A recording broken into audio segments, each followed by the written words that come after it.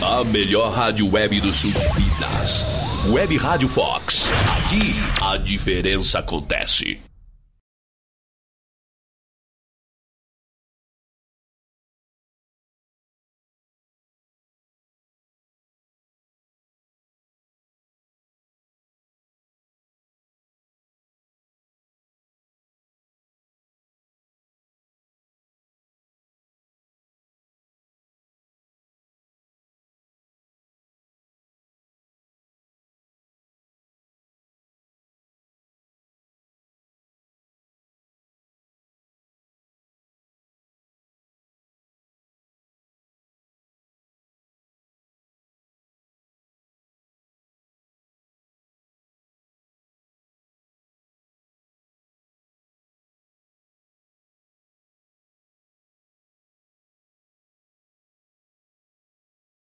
Uma equipe, ela não pode entrar.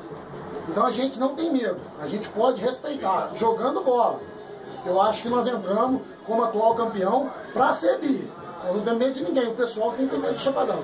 Agora o Maxwell volta e tem alguma novidade para o Chapadão, para o grande jogo? Domingo que vem já, né, It? Domingo que vem aqui no estádio Francisco Leite Vilela, nós vamos jogar com o TAC.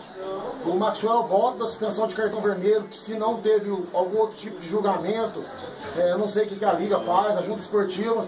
O Cássio, zagueiro, está tratando na fisioterapia, que ele é de Campinas, não veio hoje, mas o Rodrigo correspondeu bem.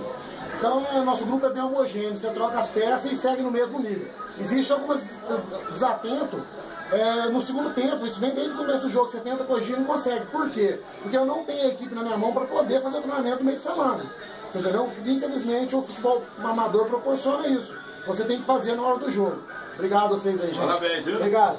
Tá, e o técnico It, para encerrar com chave de ouro a nossa grande jornada esportiva, eu queria até ouvir o meu amigo Leandro Vaz sobre essa parceria do futebol, Leandro. E a gente tem que, eu conheci você há pouco tempo, e a gente tem que realmente